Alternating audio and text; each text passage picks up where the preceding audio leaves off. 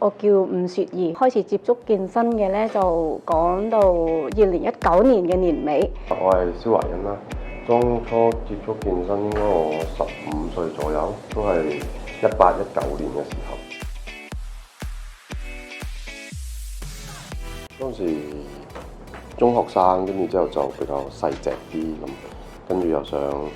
着衫好睇啲咁樣。咁嗰陣時咧，我就係去健身房去跑下步嘅啫，跟住識咗教練邱仲華，跟住佢訓練到今日今刻都係一步一步咁進步。培養我啦，帶我去比賽啦，入到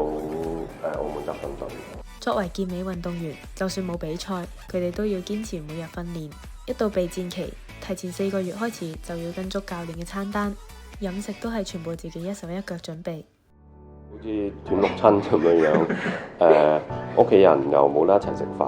朋友出街又算啦，我都係唔去啦，你哋食嘢啦咁樣樣。都好多次朋友都同我講，哎呀，你一年都冇出嚟1、2次咁樣。我係工作喺輪更嘛，朝早就好早起身準備㗎啦。咁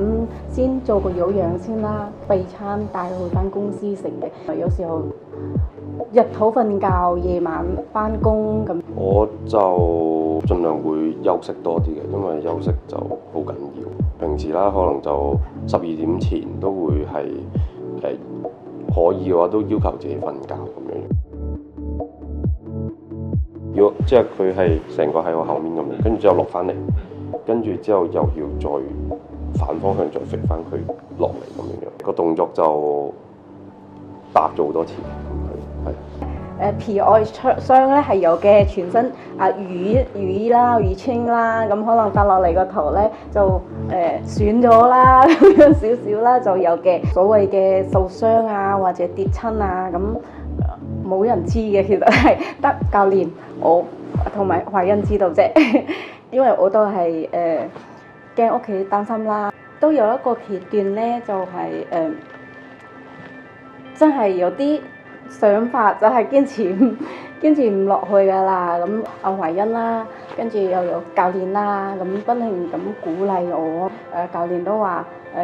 如果你而家停低嘅話咧，之前練嗰啲咧，同埋堅持咁耐嗰啲就白費㗎啦咁樣。因為其實比賽出去咁機會好難得啦，咁跟住之後後面又其實好多人係做咗好多嘢嘅。每日訓練啊，跟住之後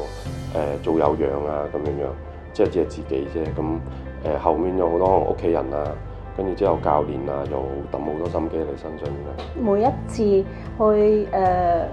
睇到自己個體態變化，同埋參與咗一啲嘅賽事啦，攞到個成績啦，自己都覺得有優越感嘅，都係自己嘅興趣。平時喺健身房操完，我出街我着件衫啊，或者行出嚟個形態啊，就已經可以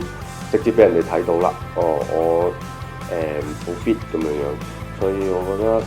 都好推介呢項運動咯。接觸健身之後咧，我而家就係55公斤，增咗肌啦，咁結實啦，咁睇唔到拜拜肉噶啦，咁而且肚腩都冇啦。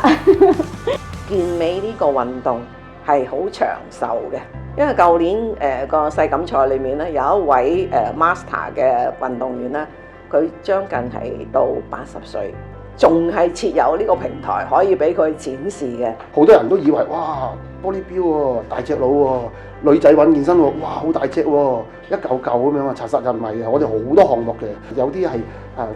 model 身形嘅，有啲係跳舞項目體育舞蹈，咁跳舞項目嘅真係好多元化嘅。每日最開心嗰段時間就係嗰幾個鐘頭。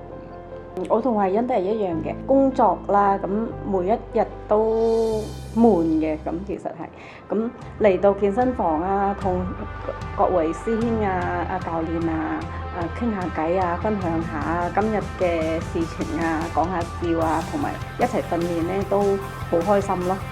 健身咧其實係好複雜嘅問題嘅，唔係話即係唔係話啊你舉10磅，我舉20磅嘅大隻過嚟嘅，絕對就唔係。你如果真係一個想玩健身做得好嘅人咧，就一定可能要正確渠道啊，揾教練啊，入健體總會